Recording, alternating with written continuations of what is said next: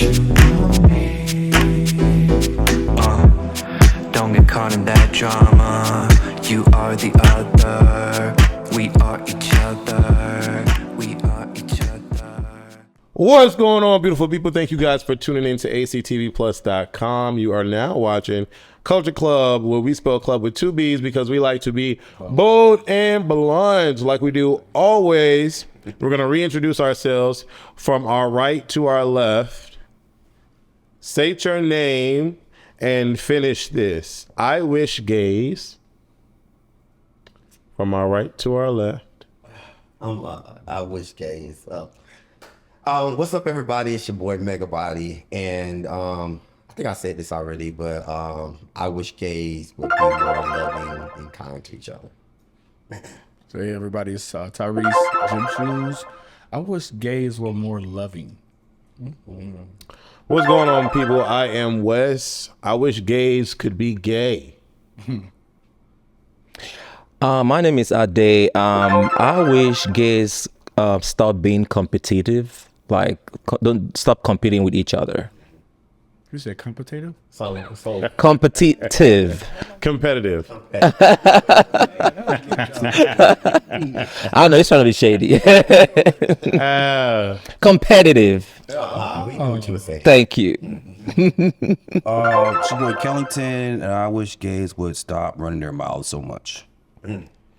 What's up? It is Cordell Omari, and I wish more gays took advantage of preventative health care. All right. Wardrobe theme for today is floral prints. Now, does everybody have floral? I got a little floral on my shirt. He got a little floral on his shirt. He got a little floral on his shirt. He Don't do is that. floral the hell out, baby. Floral the hell out. Kellington got floral in his shirt, and a day I do. has a flower on. I do. Yes. I do. My pen has flowers. Why you coming for me? Smells like a rose. Hey. Thank all you. right. In the comments, I need y'all to let me know who is best dressed. We already know kind of like who you're going to pick. We already know. It's Michael Day.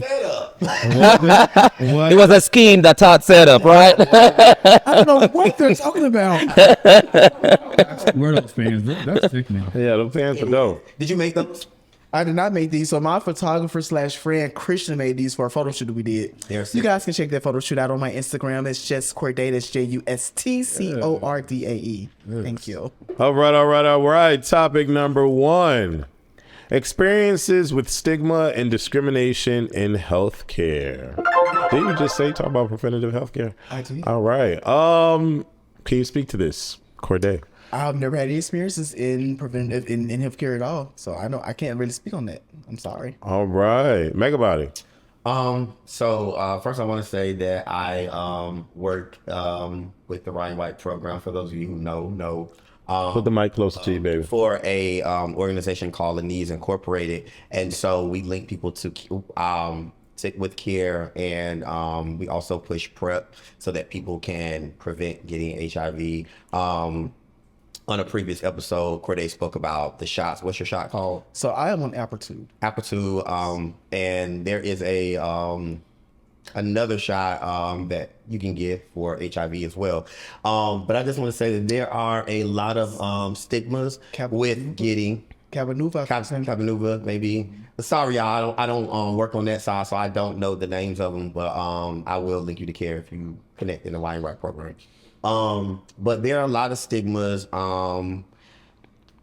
with getting linked to care and in the discriminations in the healthcare. So many, but I think one of the main things, especially in a place like Atlanta, is people like me or people that you may know that work in the healthcare field or the linking you to care. Sometimes you don't feel comfortable telling those people, so you may not go to those agencies where you can get the help.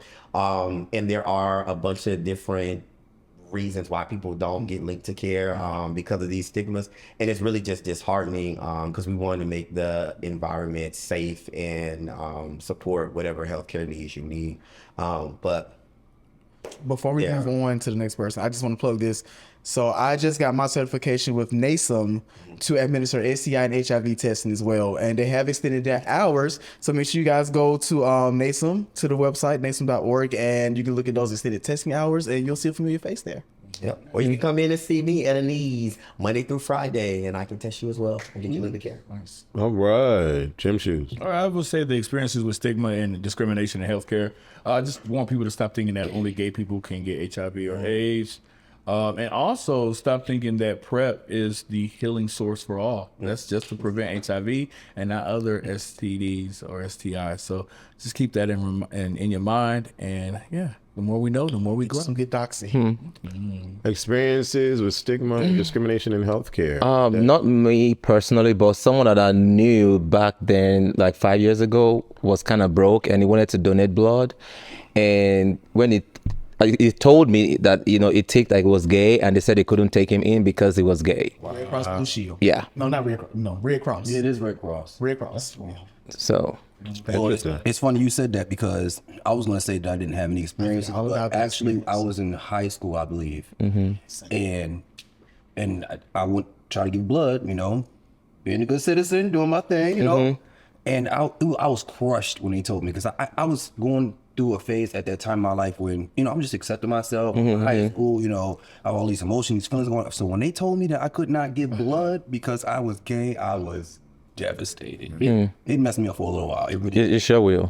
I forgot all about that experience. Like I had the same exact experience with Red Cross. We were trying to go blood. I checked off gay, and they told me I couldn't donate, which is crazy because now they've lifted that ban. And years later, I was approached in my job to ask if I want to donate blood to Red Cross. Now, absolutely not. I said my blood was not good enough for you back then. It's not good enough for you now either. you won't get that. All right. Topic number 2. Is it your responsibility to use your platform to advocate for change in the community? A day. Absolutely. Use your platform to promote positivity instead of negativity. I believe in that. Okay. Sir. I mean, I wouldn't say, oh, yeah, it's your responsibility. But listen, I got my own shit going on. And, that's not my ministry. You see what I'm saying? Like, I just got too much other stuff going on. And at this point in my life, there's probably a lot of people out there, hopefully there are, that can advocate for all this change in the community, but I'm not that. What's wrong, sir? So if multiple people have that same mentality, nothing is going to change in the community. I agree with that. I told you. So I feel like it's our civic responsibility, especially in the Black community, to promote positivity. That's your feeling, though. His is different. No, I'm not saying that it is. I'm saying if people think the way it does, I agree. It's nothing is gonna change because it's individuality now. Individuality doesn't work for us as Black people because we are on the bottom. It's a lot of energy. It's a lot of time. It's a lot of people just don't in their everyday life. That's just not always there in the forefront for them.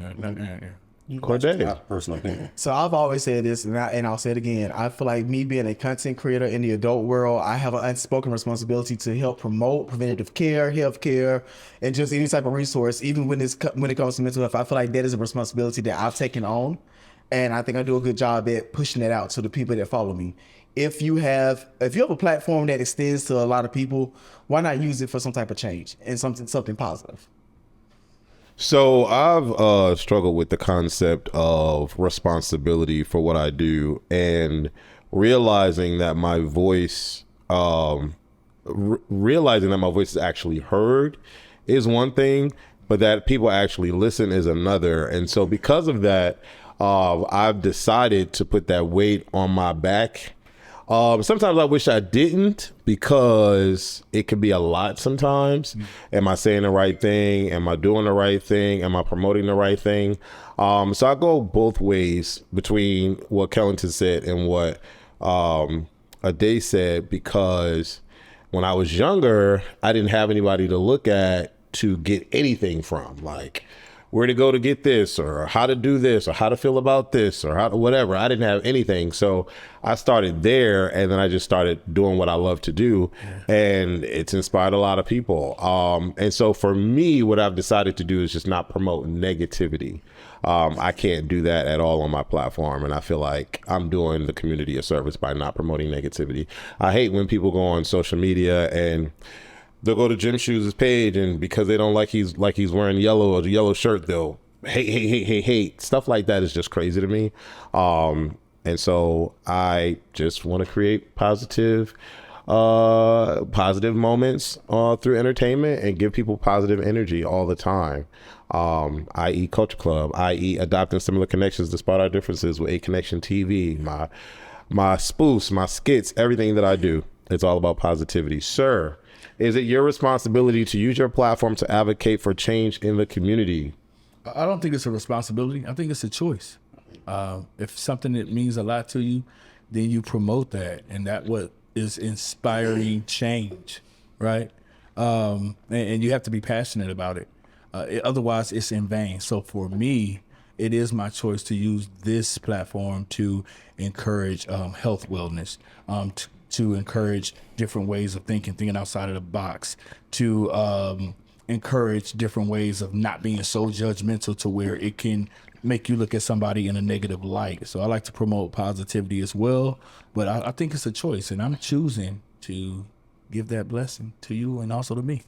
All right, Megabody. Is it your responsibility to use your platform to advocate for change in the community? I'm going to say no. I do agree with Jim Shoes on this one. It is your choice. And I also would like people to respect those people who do not. You have to look at whether you're passionate about it. You have to look at whether you're educated enough to be doing that. And I also believe that everybody's platform is for a specific purpose. And so you have to, follow that. But some people are comedic relief. So you don't go to them for that type of content. You go to them to laugh. And so mixing those things sometimes can take your fan base on an emotional roller coaster, or not really know what they're honing into.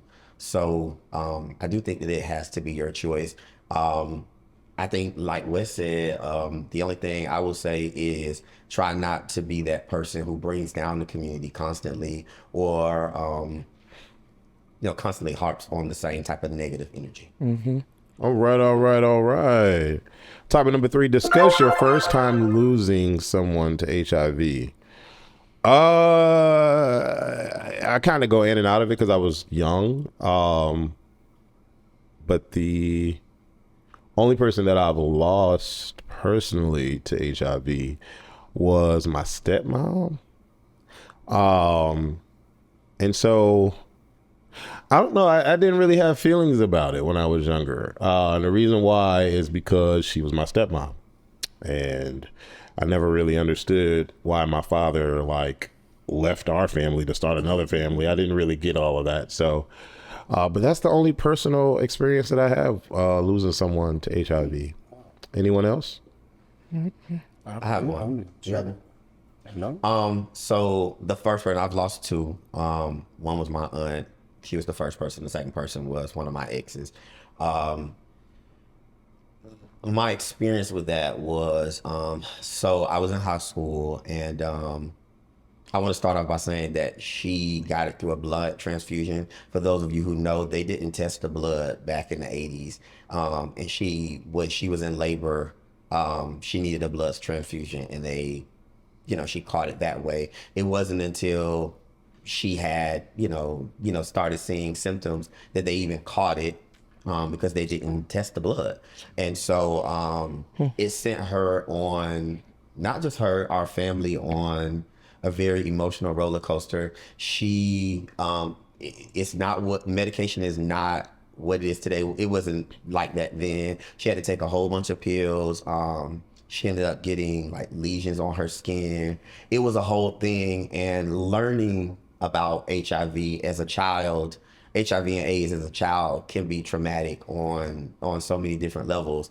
And so I think us navigating through that, was a challenge. But going away to college, my freshman year, she passed away, and in my family, we haven't had to even, yes.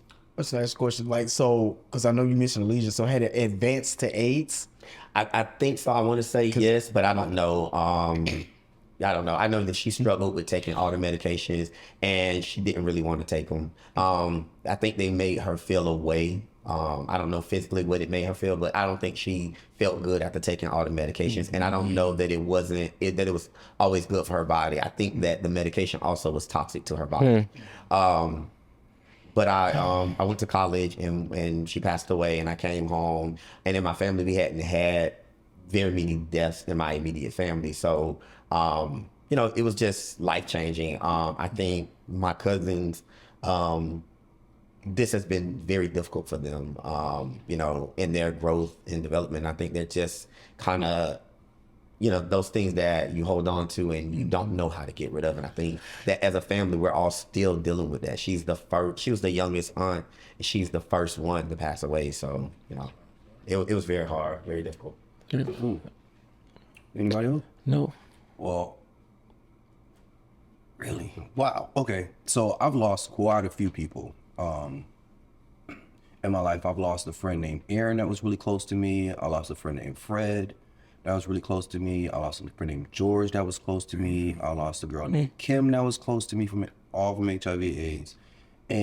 But the most one that hit the hardest was I was dating this guy when I was 17, I believe, and he was maybe like 21, 22. It's a long story, but he was a very attractive guy, and he was from Philadelphia. He was in the ballroom scene, and he was just walk-faced. He was bald-headed, goatee. He was Trinidadian and black. He was so fine. So he happened to come to my hometown. One of my friends knew him, introduced us to each other, and we just clicked really quickly.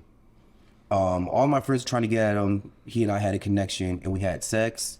It was great. I'm in love. I'm 17 years old, 21. He's fine. I'm like, oh shit.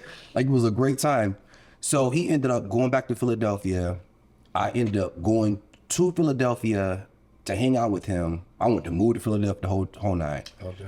So he just so happened to tell me, he was like, no, what happened was I was being nosy. He goes to work. I'm being nosy, looking through shit. You know what I'm saying? I'm from out of town, so now I got to snoop around and see what's going on. Mm-hmm. So I went to his closet. I'm looking around. I'm just like so amazed by how this person was living, his lifestyle. He's older than me. I'm just so amazed. So I see these pills. I'm like, what the fuck is this? Like, what is this? Mm-hmm.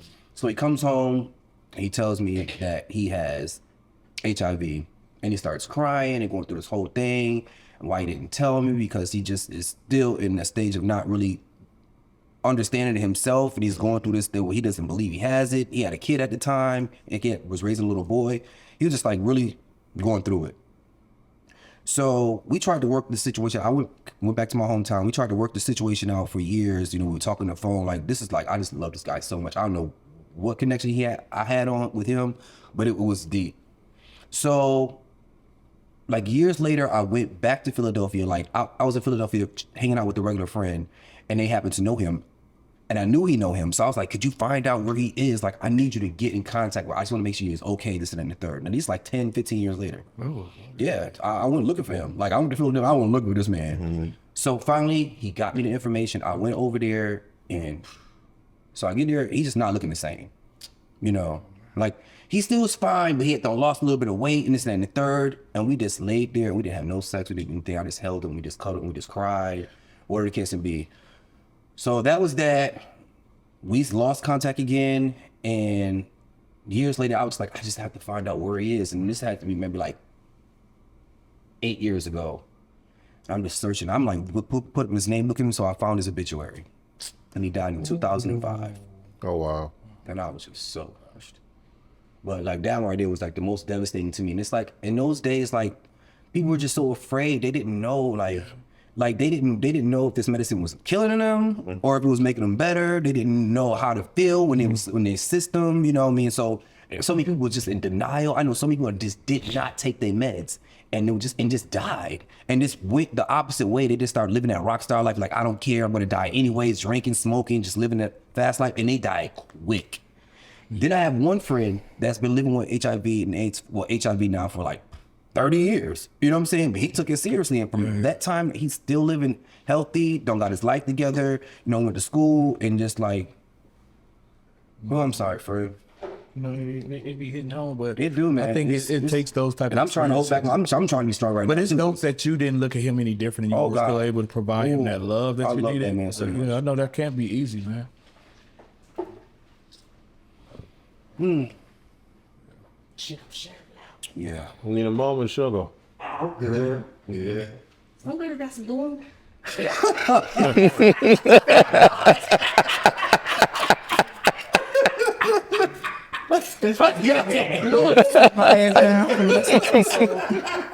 You still look good. Are we good? Are we all good? Yep. Day, do you have a story? No, I do not. No. All right. I'm just gonna move right along. I'm not gonna touch that. Topic number 4: how do you build resilience and learn to cope with some of the baggage and stereotypes of being Black and gay?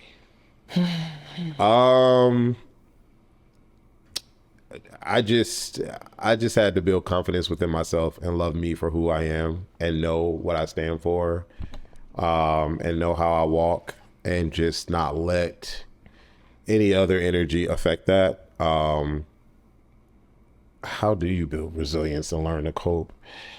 Just through life and experiences. You go through certain things, and for me, I come out a better person every time I go through certain things.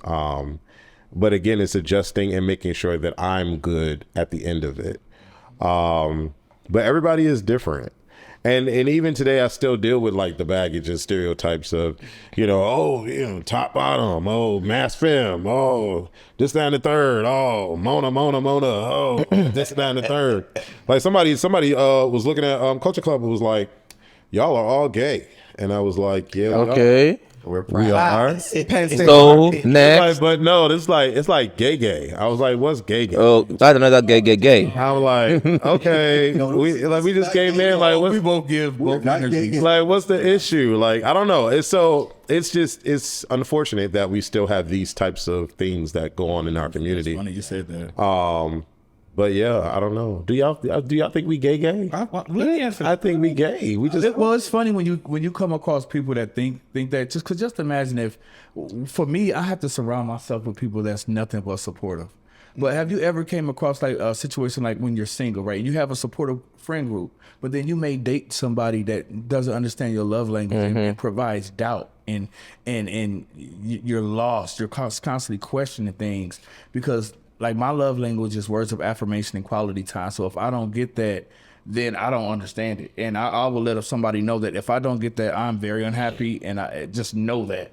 Right. But if then you have someone questioning the way you dress, or the way, if you talk too much, or the way you laugh, and you never experienced that before, that can come at any time, at any age in your life. So like I'm in my 40s, and I think I'm having everything set. But if I come across that energy, first of all, I'm gonna be like, ew, and I'm gonna get it away from me, because I don't move like that, and I'll let you know that's not how I move. You know what I'm saying? But if you're not a strong enough person, you may not be able to handle that, and you'll let that person just slowly just take away from you. You know what I mean? Then you'll be in a predicament where you're not confident, when you don't look in the mirror and say, damn, I'm beautiful, I'm fine. So I think it's important for you to establish a support group, whether it's a relationship, lover or friendship group, or even people at work, what not to allow in your safe space. Because if you don't, that safe space will be compromised. next. Powerful. So for me, I don't have to cope with anything, baby. I've always been me. I'm Black. I'm pansexual. I'm beautiful. I move with confidence when I walk into a room, and this ain't to say I'm cocky, but that bitch gonna light up. So there's no baggage, there's nothing, no type of sabotage or stereotypes that I carry. I'm just me. How long did it take you to get there, or you've always been this way? It was a little stepping stone to get there, but I would say I started finding my confidence in myself maybe around 12th for a year of high school. Okay. And after that, you could tell me shit about myself. Did you get that support like growing up as a kid? And that's why you. I got that support from the friends that I made. And then once, because I didn't come out to my parents till I was like 19, going on 20 maybe. And then, of course, like at first, it was a little rocky with my mother. But my dad, he embraced the open arms. Come on, Dad. And it took me a little while to get there with my mother. And when she got on the front, you can't say shit about me that's out the way. Like I'm talking about I'm gonna fight your ass. Hey, Mom. A day. How do you build resilience and learn to cope with some of the baggage and stereotypes of being black and gay? I wake up every morning with self-affirmation, and over time I build self-confidence Bring as the mic well. to you. I said I wake up every morning with self-affirmation, knowing fully well that I'm not just only black, I'm also African with an accent. That comes with another bag. Well, it's not bag. It comes with another cross mark. I dealt with that growing up, like based on my color, because I'm dark skinned. So I dealt with that. So I had to build confidence in my skin tone. Like I'm beautiful, I'm black, and beautiful, period. Like you can't tell me otherwise. And like Tyrese said also, like I stay away from negativity. So once I clock that, I'm out. Like I'm not gonna allow you bring down my self-esteem in any shape, form, or manner. Be it at work. I've had people, customers that don't want to give me any information because they think because I'm African, I'm gonna take their information away. So I even explained it to my coworkers, and they just dismissed it. And I'm like, okay, well, that doesn't stop me from being who I am. That doesn't stop me from doing my job. And it is what it is. So I don't allow nothing bring down my self-esteem in any shape, form, or manner. So, yeah. You want to go, Kellington? You want me to go? Oh, you can go.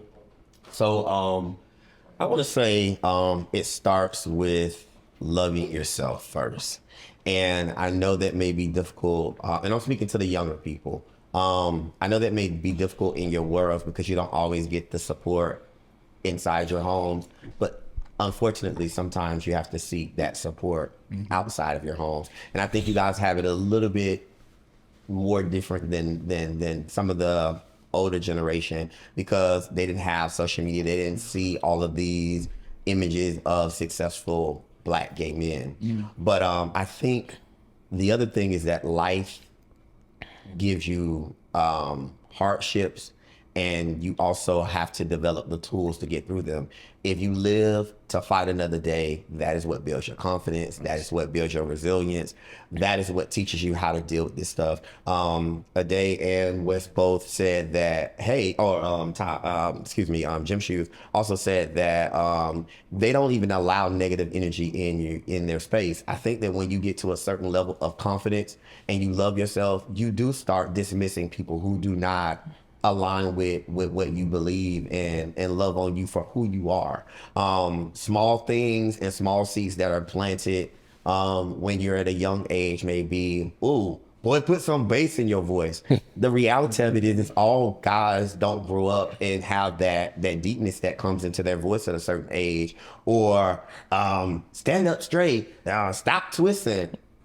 I get it that sometimes it comes from the images that they've seen. However, it's a better way of doing that and teaching with love, leading with love to help them. And I do understand why parents and why the community pours into those more masculine traits, because honestly, the more feminine gay people, they take the punches. Yep. They take all of the stuff. Most of us can walk into stores and really not, or to places and really not experience that day-to-day trauma that a feminine guy will or would. I was telling one of my friends, I don't want to be the leader or the person that steps out for every gay person's rights or whatever. I'd rather support the cause.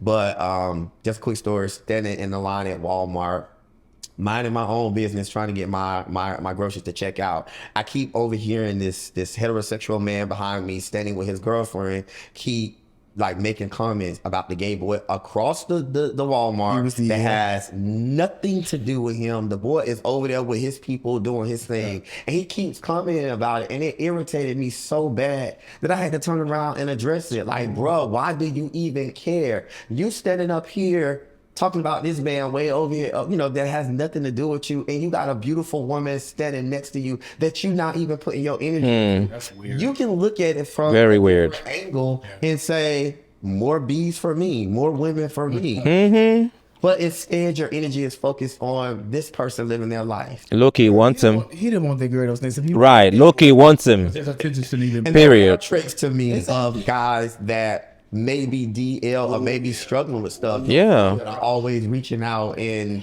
attacking gay people for living the way they live. You don't have to understand it. You don't have to agree with it. But it's the attacking portion that brings up a lot of concern for me. Killington.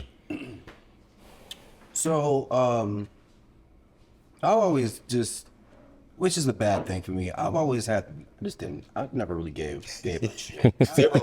I really, Period. honestly, and that's probably not a good thing, but I just can't get that energy. I just can't do it. Like, and maybe that's just, I don't know, man. I just can't do it. But I do have a friend that, I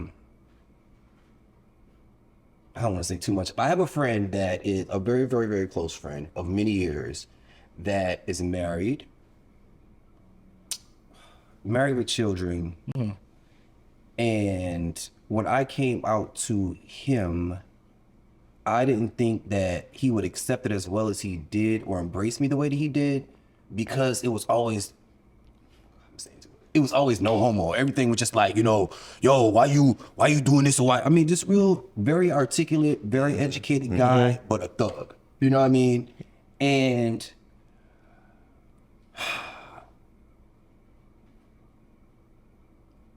you never know what people's going through. You know what I mean? And all I can say is that he definitely told me that he admired me for living in my truth. You know? And there's a lot of guys that are just struggling out there with their truth, and Right. because of society, they don't have kids, they got this wife, and they got this urge, and they just like it's hard for a lot of these men out here, and I don't know if they put it on themselves, because if you only got one life to live, it's your life. At the end of the day, it's yours. You were born in this world by yourself, and you gonna die by yourself. So living for somebody else, that's never been my thing. But some people get so trapped up in the norm and how society is supposed to be, and they get caught up, and a lot of people are just like killing themselves and losing their lives and all kind of shit over just this. It's mental health too, you know what I'm saying? Like it's bad, but I've always been in a situation where I just never really give. PSA, if you homosexual, come on out that closet.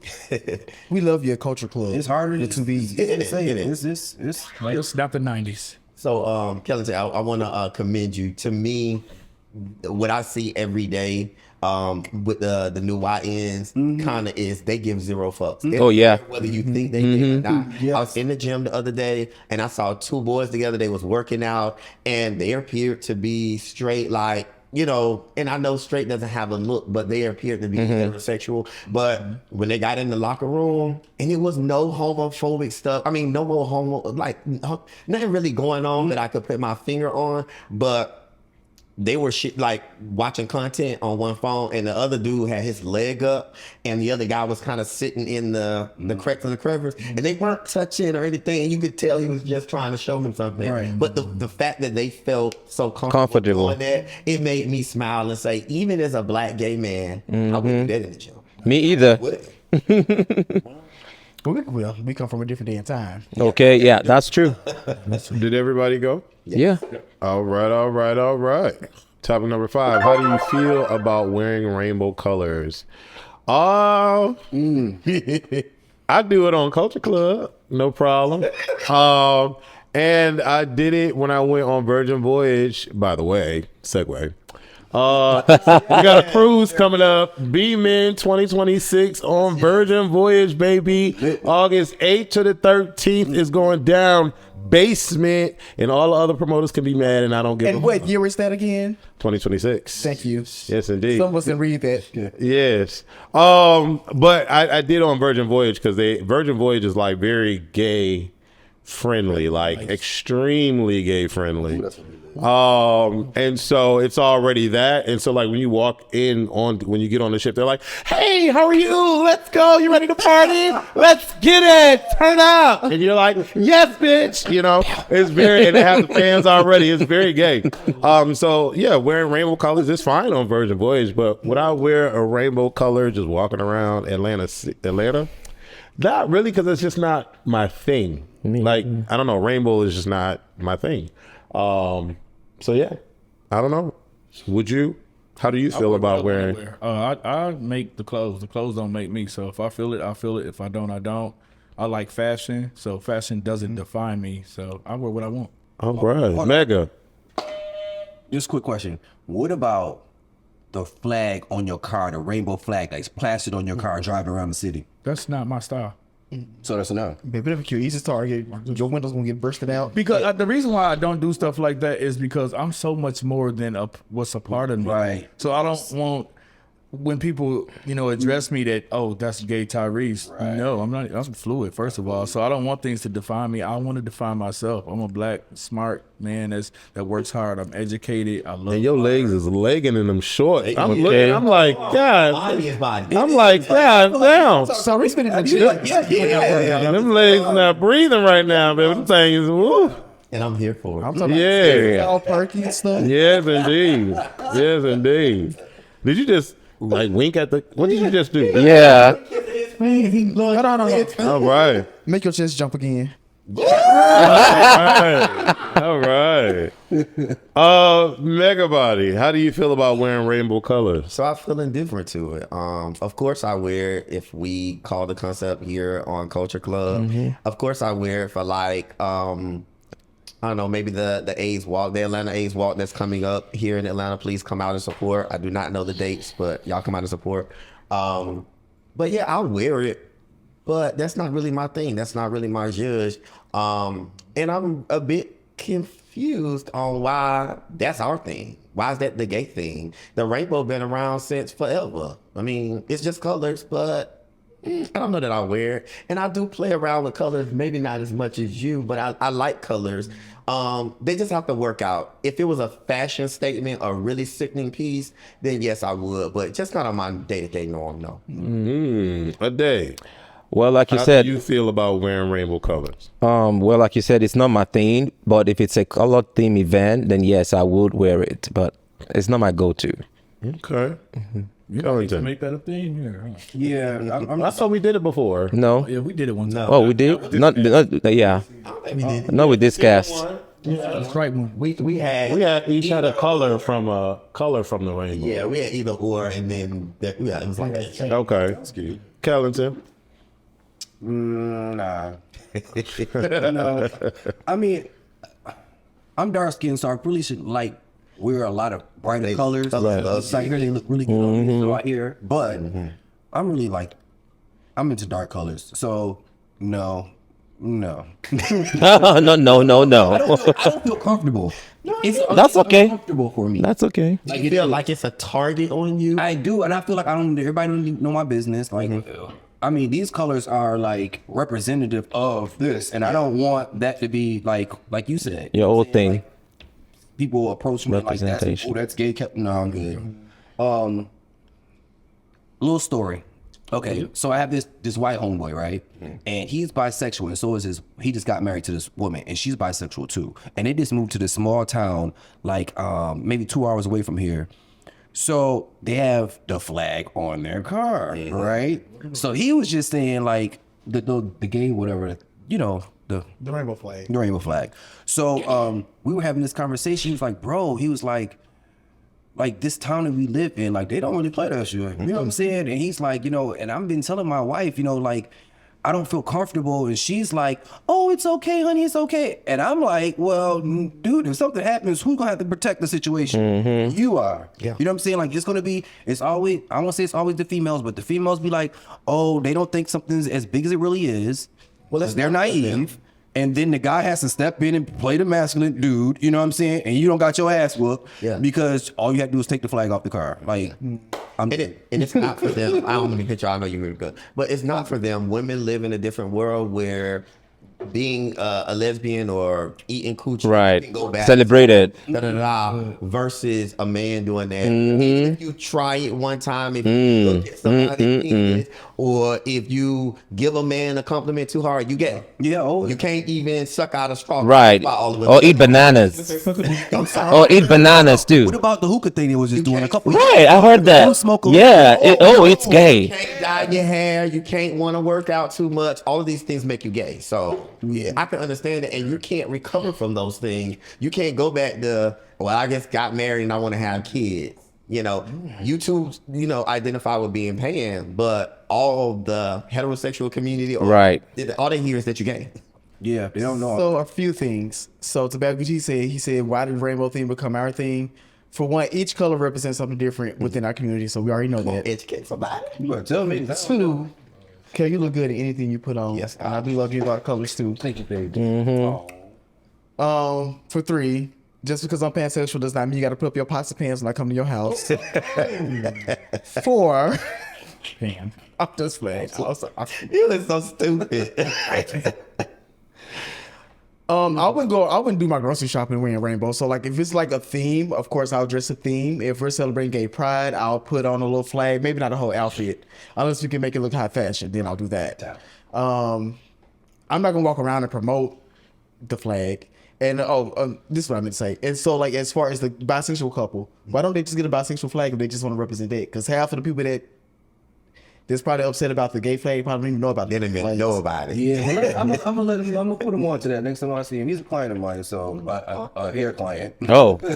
I'd be like, okay. When I cut his hair next time, I'm gonna know. Yeah, so we get a bisexual flag and some mace. That's amazing. Topic number 6: heteros raise gay children. Can homos raise straight children? Quick answer: yes. Sir. That's very true. Yes.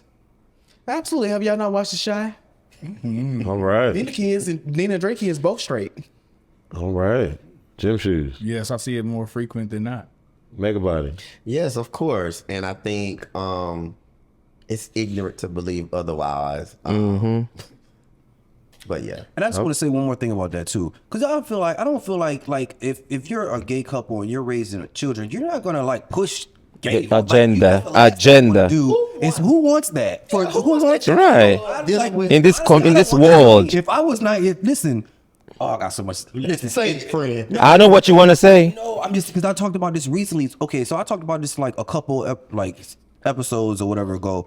I had a girlfriend that had sex with my cousin. I told y'all about that, right? The girl. So I just talked to her, bro. I just talked to her on social media 2 days ago. First time I've chatted with her in almost 25 years. First thing she said was, "I'm so sorry for what I did for you. I was so young and so stupid." And she was like, "I still love you so much." And that just meant so much to me. Like just her just saying that just like, cause she messed me up. And just for her to acknowledge my feelings in that moment, like it just. This just kind of goes to show you that just because someone is being mean or nasty, you don't have to do that. I treat people how they want to be treated. But that doesn't mean I have to be disrespectful and rude.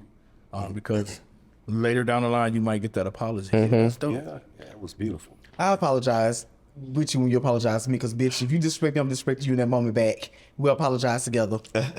All right. I ain't there yet. It's okay.